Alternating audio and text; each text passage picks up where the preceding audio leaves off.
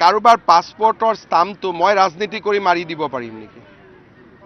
আপুনি যদি পাকিস্তানত গৈছে আপোনাৰ ষ্টাম্পটো মই মাৰিব পাৰিম নেকি পাছপৰ্ট ভিছাত? মইতো ইমান পাৱাৰফুল মানুহ নহয়।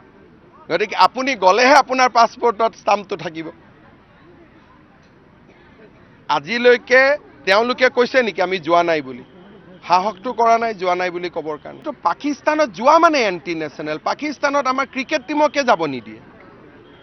পাকিস্তানত মানুহ লুকাই কিয় যাব? পাকিস্তানত কোনোবা গ'লে ডেলিগেশ্যনত যাব, ফটো উঠি যাব। চুপচাপ কৰি পাকিস্তানত কিয় যাব? মই যদি আজি পাকিস্তানত যাওঁ আপোনালোকে মোক এৰি দিব নেকি?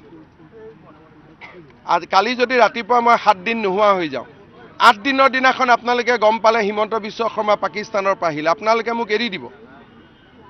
জবাই কৰি কৰি চেছ কৰি দিব। মানুহ গৈছিল নাই তদন্তত ওলাব। কাৰোবাৰ পাছপৰ্টৰ ষ্টাম্পটো মই ৰাজনীতি কৰি মাৰি দিব পাৰিম নেকি?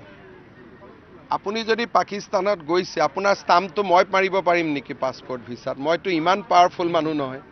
গতিকে আপুনি গ'লেহে আপোনাৰ পাছপৰ্টত ষ্টাম্পটো থাকিব। আজিলৈকে তেওঁলোকে কৈছে নেকি আমি যোৱা নাই বুলি? সাহসটো কৰা নাই যোৱা নাই বুলি ক'বৰ কাৰণে। তো পাকিস্তানত যোৱা মানে এণ্টি নেশ্যনেল। পাকিস্তানত আমাৰ ক্ৰিকেট টিমকে যাব নিদিয়ে। পাকিস্তানত মানুহ লুকাই কিয় যাব? পাকিস্তানত কোনোবা গ'লে ডেলিগেশ্যনত যাব, ফটো উঠি যাব। চুপচাপ কৰি পাকিস্তানত কিয় যাব? মই যদি আজি পাকিস্তানত যাওঁ আপোনালোকে মোক এৰি দিব নেকি? কালি যদি ৰাতিপুৱা মই 7 দিন নোহোৱা হৈ যাওঁ, 8 দিনৰ দিনাখন আপোনালোকে গম পালে হিমন্ত বিশ্ব শৰ্মা পাকিস্তানৰ পৰা আহিলে, আপোনালোকে মোক এৰি দিব? জবাই কৰি কৰি চেছ কৰি দিব। মানুহ গৈছিল নাই তদন্তত ওলাব।